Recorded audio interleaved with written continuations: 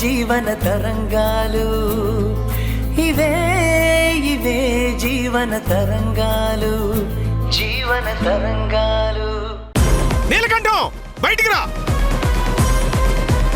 నా ఇంటికే వచ్చి ముష్టి వేయాలని చూస్తావా? నీ కంటికి మేం బిచ్చగాళ్ళ కనిపిస్తున్నావా? ఏమనుకుంటున్నావు మా గురించి? రా బయటికి రా.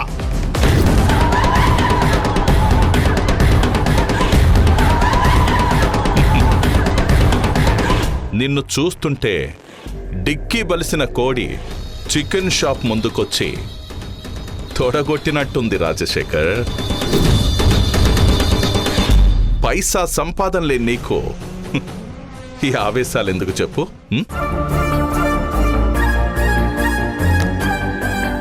నా దగ్గర పైసా లేకపోవచ్చు నీలకంఠం, కానీ ఆత్మాభిమానం మెండుగా ఉంది. నా ప్రమేయం లేకుండా నా ఇంటికొచ్చి సరుకులు దానం చేయమని నీకెవరు చెప్పారు? ఇంకొక్కసారి ఇలాంటి పిచ్చి పనులు చేస్తే మర్యాదగా ఉండదని హెచ్చరించడానికి వచ్చాను. జాగ్రత్త. మీ ఇంట్లో అందరూ అన్నమో రామచంద్ర అని ఆకలి కేకలు వేస్తున్నా సరే దాన్ని ఆత్మాభిమానం అనే పేరుతో కవర్ చేసుకోవడం నీకే చెల్లింది రాజశేఖర్. నువ్వు నాకు సర్టిఫికెట్లు ఇవ్వాల్సిన అవసరం లేదు. నీ నక్క తెలివితేటలతో ఇంకొక్కసారి నా గడప తొక్కాలని చూడకు. ఏంటి వార్నింగ్లు ఇస్తున్నావు? గతంలో నువ్వు అప్పు కావాలని, నీకు ఉద్యోగం కావాలని ఎన్నిసార్లు నా ఇంటి గడప తొక్కావో మర్చిపోయావా రాజశేఖర్? మిత్రుడి ఇంటికి సంతోషంలో ఉన్నప్పుడు వెళ్ళకపోయినా పర్వాలేదు, కానీ కష్టంలో ఉన్నప్పుడు మాత్రం పిలవకుండానే వెళ్ళి సహాయం చెయ్యాలని అంటారు. అందుకే నాకు బాగా కావలసిన మీరు అప్పుల సుడిగుండంలో చిక్కుకొని ఆకలితో పస్తులున్నారని తెలిసి నాకు చేతనైన సహాయం చెయ్యాలని చూశాను. ఆ మాత్రం దానికే నేనేదో నేరం చేసినట్టు నన్నిలా నిలదీయడం ఏమీ బాగలేదు రాజశేఖర్. నీ సహాయం ధృతరాష్ట్ర కౌగిలని నాకు తెలుసు. నీ సహాయం వెనుక అర్థాలు పరమార్థాలు కూడా నాకు తెలుసు. నీ సహాయం ఎలాంటి ప్రతిఫలం కోరుకుంటుందో గ్రహించలేనంత తెలివి తక్కువ నేను కాదు. చెక్కు విషయంలో నన్ను ఇరికించి ఇంట్లో నుంచి పారిపోయేలా చేసిన నీ సహాయం నేనింకా మర్చిపోలేదు నీలకంఠం. ఇప్పుడు నా మరదలు దేవికి మీద కుట్ర చేసి తను జైలుకెళ్లేలా చేశావని నీ మీదే నాకు అనుమానంగా ఉంది. అదేగాని నిజమైతే అప్పుడు నీ సంగతి చెప్తాను. నిందలెప్పుడూ నిజాలు కాలేవు రాజశేఖర్. తన మీద కుట్ర చేయాల్సిన అవసరం నాకేంటి? నిప్పులాంటి ఆఫీసర్ సస్పెండ్ అయిందని చెప్పి నేను ఎన్నోసార్లు బాధపడ్డాను. అలాంటి నన్ను ఏ ఆధారంతో నన్ను అనుమానించావో చెప్పు. మరి పిలవని పెళ్లికి తగుదునమ్మానెందుకొచ్చావు? ఇందాకే చెప్పాను కదా రాజశేఖర్, మీరు నా వాళ్ళు అనుకున్నానని చెప్పి. అందుకే పిలవకపోయినా చనువుతో అక్షింతలు వేసి ఆశీర్వదించాలని వచ్చాను. అందులో తప్పేముంది? ఏయ్ రాజశేఖర్, ఇంకొకసారి నోటికొచ్చినట్టు మాట్లాడావంటే మర్యాదగా ఉండదు చెప్తున్నా. నీ అవినీతి సంపాదనకి అడ్డుపడుతున్న దేవికని అడ్డు తొలగించుకోవాలని ఎప్పటినుంచో చూస్తున్నావు. అలాంటి నీకు దేవిక పెళ్లి సందర్భం వచ్చింది. అదును చూశావు, దెబ్బ కొట్టావు, అంతేగా? అబద్ధాన్ని పదే పదే చెప్తే నిజమైపోదు రాజశేఖర్. కొంచెం ఓపిక పట్టు, త్వరలోనే నిజమేదో నీకే తెలుస్తుంది. అప్పుడు ఈ రాజశేఖర్ రియాక్షన్ ఎలా ఉంటుందో నీకు తెలుస్తుంది.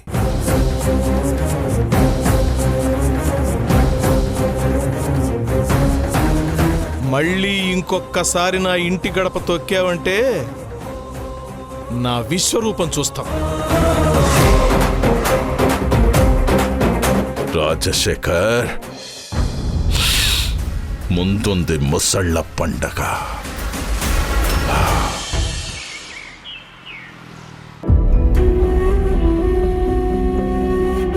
టెన్షన్ పడకమ్మా. ఇంజెక్షన్ వేయించుకుంటే అంతా నార్మల్ అయిపోతుంది. నువ్వు రిలాక్స్గా ఉండు. నేను టెన్షన్ పడుతుంది నా ఆరోగ్యం గురించి కాదు ధరణి. మరి దేని గురించమ్మా? దేవిక కేసు విషయమై మొన్న మెడికల్ షాపు వాడు అవమానించినట్టుగా ఇక్కడ కూడా ఎవరైనా కించపరిచేలా మాట్లాడతారేమోనని ప్రాణం ఒకటే కొట్టేసుకుంటుంది. అలా ఏం జరగదమ్మా. నువ్వు అనవసరంగా టెన్షన్ పడకు. ఎవరైనా ఏదైనా అంటే నేను మాట్లాడి వాళ్ల నోరే మూతపడేలా చేస్తాను, సరేనా?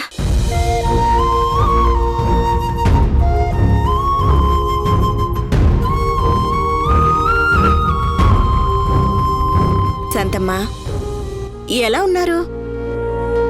బావున్నాను జానకమ్మా, నువ్వెలా ఉన్నావు? నేను బాగున్నాను శాంతమ్మా. అమ్మ ధరణి, ఎలా ఉన్నావు? బావున్నానండి. అవును, ఇలా వచ్చారేంటి? అమ్మ కొంట్లో బాలేదంటే డాక్టర్కి చూపిద్దామని వచ్చాను. ఓ అలాగా. అందరూ బాగుండాలని కోరుకునే మీలాంటి మంచి మనుషులకి ఆ దేవుడు ఎన్నో కష్టాలు పెట్టి పరీక్షిస్తుంటే ఇక ఆరోగ్యాలేం బాగుంటాయిలే. మొన్న దేవికకి జరిగిన అన్యాయం చూసి నేను చాలా బాధపడ్డానమ్మా. తనకి అలా జరుగుండాల్సింది కాదు. ఏం చేస్తామమ్మా, అంతా మా కర్మ. దేవిక భర్తకున్న దోషం పోవాలని చేస్తున్న పెళ్లిలో దేవిక మీద అబాండాలు వేసి నిందలు మోపి దాని ఉద్యోగం పోయేలా చేశారు. ఆ అవమానాన్ని తట్టుకోలేక అది తల్లడిల్లిపోతుంది. బాధపడకండి, తొందరలోనే అన్నీ సర్దుకుంటాయి.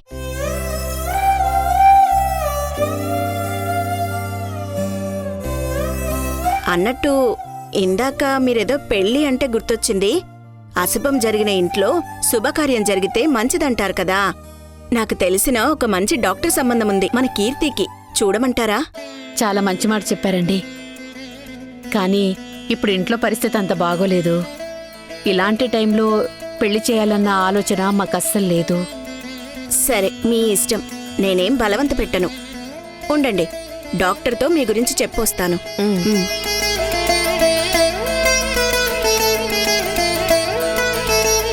మనం ఉన్న పరిస్థితిలో ఏ క్షణం ఏం జరుగుతుందో ఎవరూ చెప్పలేము. ఇప్పుడున్న వాళ్ళం మరో గంటకి ఉంటామో పోతామో కూడా తెలీదు.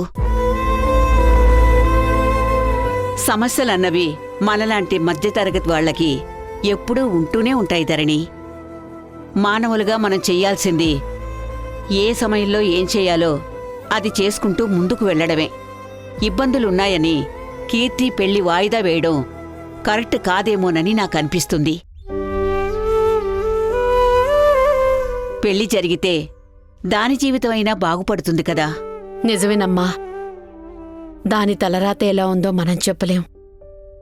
కానీ దేవిక విషయంలో ఏమేం జరిగాయో, వాటి వల్ల మనం సమాజంలో ఎన్ని ఆటుపోట్లు ఎదుర్కొంటున్నామో అన్నీ చూస్తున్నావు కదమ్మా.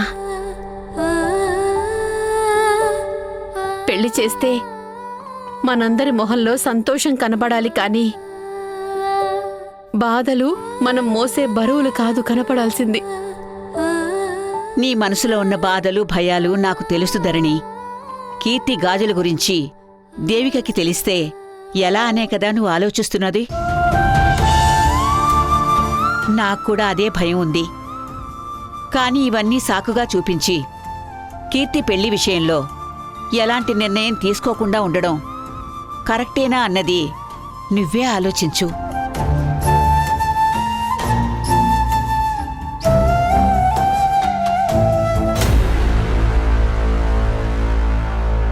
మీ వాళ్ళు అనుకున్న వాళ్లే శత్రువులై మీకు వెన్నుపోటు పొడిచి జైలుకు పంపించారు. మీరు జైలుకి పోవడానికి కారణం మీ అక్క వాళ్ళ అమ్మాయి కీర్తి, అంటే మీ బావగారు రాజశేఖర్. ఆ తండ్రి కూతుర్లిద్దరి పేర్లు కూడా ఎఫ్ఐఆర్లో నమోదు చేసి ఎంక్వైరీ చేస్తే మరిన్ని నిజాలు బయటకొస్తాయని మేము డిసైడ్ అయ్యాం. మీరడిగినట్టే 1 వీక్ టైం ఇస్తున్నాను. ఈలోపు మీ వాళ్ళు నేరస్తులు కాదు అని ప్రూవ్ చేయండి. చేయలేకపోతే మా డ్యూటీ మేము చేయాల్సి వస్తుంది.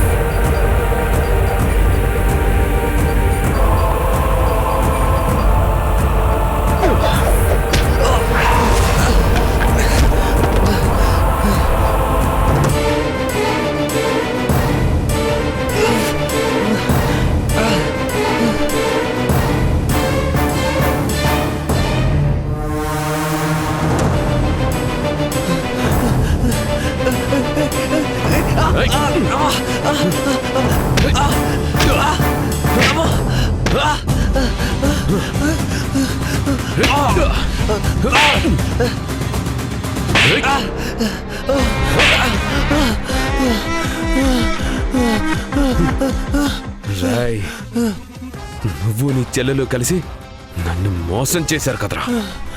దానికి రిటర్న్ గిఫ్ట్ కింద నీ చావునిస్తాను. తీసుకో. వద్దు.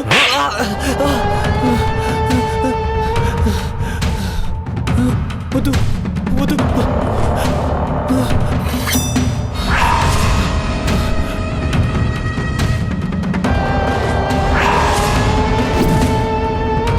చంపద్దు, నన్ను చంపద్దు, నన్ను చంపద్దు. నా భార్య ప్రెగ్నెంట్గా ఉంది. నేను చస్తే అనాథ అయిపోతుంది. ప్లీజ్ ప్లీజ్ నన్ను వదిలే. కావాలంటే నేను కాళ్ళు పట్టుకుంటాను. ప్లీజ్ రేయ్. ప్లీజ్ నువ్వెన్ని సెంటిమెంట్ డైలాగ్స్ కొట్టినా ప్లీజ్. యూజ్ లేదు. ఆ రోజే కార్తో యాక్సిడెంట్ చేయబోతే తప్పించుకున్నావు, కానీ ఇప్పుడు ఎస్కేప్ కాలేవు. వద్దు వద్దు వద్దు వద్దు వద్దు వద్దు.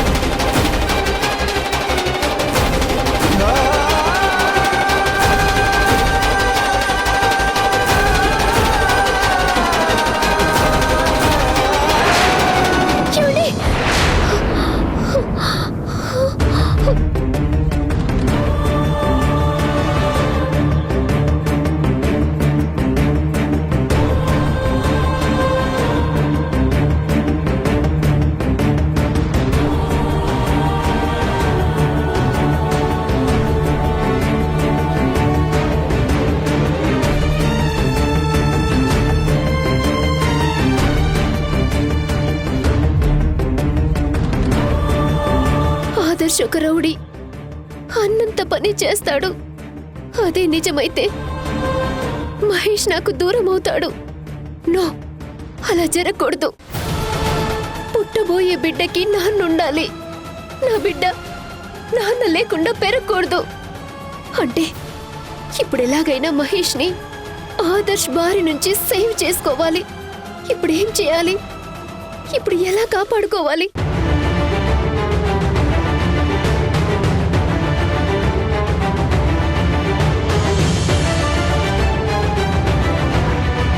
కీర్తి ఆదర్శిని కొట్టినా సరే కీర్తి మీద ఎలాంటి రియాక్షన్ తీసుకోలేదు.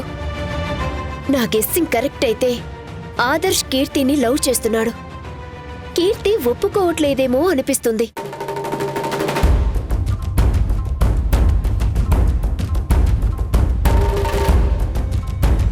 ఒకవేళ కీర్తి ఆదర్శిని పెళ్లి చేసుకుంటే మహేష్ ఆదర్శ్కి బావ వరుస అవుతాడు.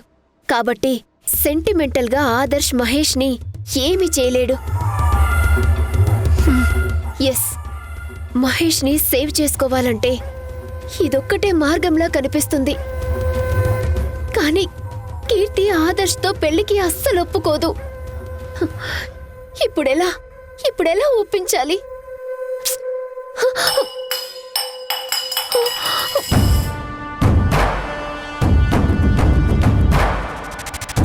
వదినా ఆగు, నేను తీస్తాను.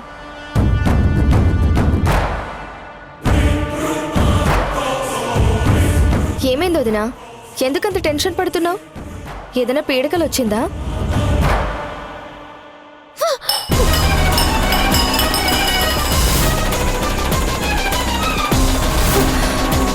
ఏమైంది వదినా? అలా కొట్టావేంటి? Are you okay? I'm not okay. అంతా నీ వల్ల ఇలా జరుగుతుంది. నేను నాతో పాటు నా కడుపులో ఉన్న బిడ్డ ప్రశాంతంగా ఉండకూడదని కంకణం కట్టుకున్నావు కదా, అందుకే కంటి మీద కునుకు లేకుండా చేస్తున్నావు. నేనేం చేశాను వదినా? ఎందుకు ఇలా నెగటివ్గా మాట్లాడుతున్నావు? మొన్న జరిగిన దానికి సారీ చెప్పాను కదా. ఒకవైపు సారీ చెప్తావు, ఇంకో వైపు మాత్రం క్షణం క్షణం భయపడేలా చేసి టెన్షన్ పెట్టి చంపేస్తున్నావు. వదినా, ప్లీజ్ వదినా, తెలిసి నేనే తప్పు చేయలేదు. ఎందుకిలా అన్యాయంగా నిందలేస్తున్నావు? నేను నిందలేస్తున్నానా? అయితే ఇది విని నువ్వే చెప్పు, నేనన్నది నిజమో కాదో ఇప్పుడే తేలిపోతుంది. కీర్తి, ఇప్పుడు ఆ యూజ్లెస్ ఫెలో మీ అన్న దగ్గరికి వెళ్తున్నా. అక్కడ మీ అన్న మీద యాక్షన్ తీసుకోవాలా వద్దా అన్నది నీ చేతుల్లోనే ఉంది. ఆలోచించుకో.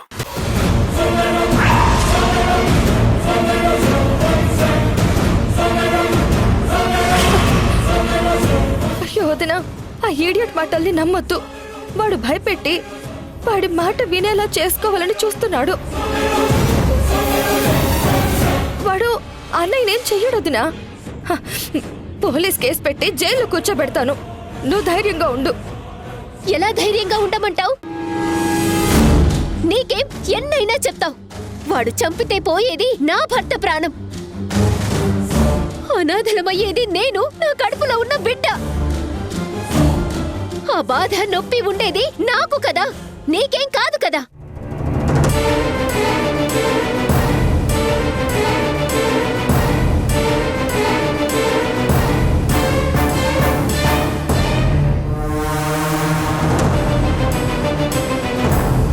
నిజం చెప్పు కీర్తి, అసలు నీకు ఆదర్శ్కి మధ్య ఏం జరుగుతుంది?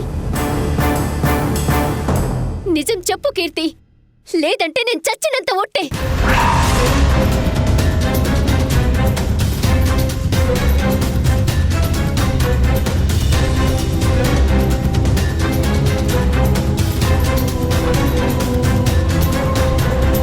మాట్లాడు కీర్తి, ఇప్పుడు నాకు నిజం తెలియాలి. చెప్పు, నిజం చెప్పు. వాడికి నీకు మధ్య ఏం లేదని మాత్రం నువ్వు బుకాయించకు. నేను అన్ని అంచనా వేశాకే అడుగుతున్నాను. చెప్తాను వదినా. దేవిక గారి పెళ్లి రోజున కళ్యాణ్ గారిని తీసుకురావడానికి నాన్న కార్ తీసుకెళ్ళినప్పుడు యాక్సిడెంట్ చేసి జైలుకి వెళ్ళాడు. కానీ ఈ విషయం పరువే ప్రాణంగా బ్రతికే అమ్మ వాళ్ళకి తెలిస్తే తట్టుకోలేరన్న భయంతో కళ్యాణ్ గారికి దోషం పోవాలని చేసుకుంటున్న దేవిక గారి పెళ్లి ఆగిపోకూడదన్న ఉద్దేశంతోనే ఎవరికీ చెప్పలేదు. నాన్నని బయటికి తీసుకురావాలని నాకు తెలిసిన వాళ్ళ రికమెండేషన్ కోసం నేను చాలా ట్రై చేశాను, కానీ వర్కౌట్ అవ్వలేదు. అందుకే తప్పని పరిస్థితుల్లో ఆప్షన్ లేక ఆదర్శ్ని హెల్ప్ అడిగాను. దాన్ని వాడు అడ్వాంటేజ్గా తీసుకుని తను ఎప్పుడు పిలిస్తే అప్పుడు తన దగ్గరికి రావాలని కండిషన్ పెట్టాడు. నేను సరే అని ఒప్పుకోవడంతో 5 లక్షలు లాయర్కి పే చేసి నాన్నని బయటకు తీసుకొచ్చాడు. మై గాడ్, ఇంత జరిగిందా? అవును వదినా, అందుకే ఆ దుర్మార్గుడు ఏం చెప్తే అది చేస్తూ వెళ్తున్నాను. ఆ రోజు కూడా బిర్యానీ వాడి కోసమే వండాను. దాన్ని నువ్వు తినబోతూ ఉంటే వాడి పాపిష్టి తిండి నువ్వు తినకూడదన్న ఉద్దేశంతోనే నీ నోటి దగ్గర నుంచి లాగేశాను. అమ్మ దృష్టిలో నీ దృష్టిలో దయ్యా జాలి లేని రాక్షసిని అనిపించుకున్నాను.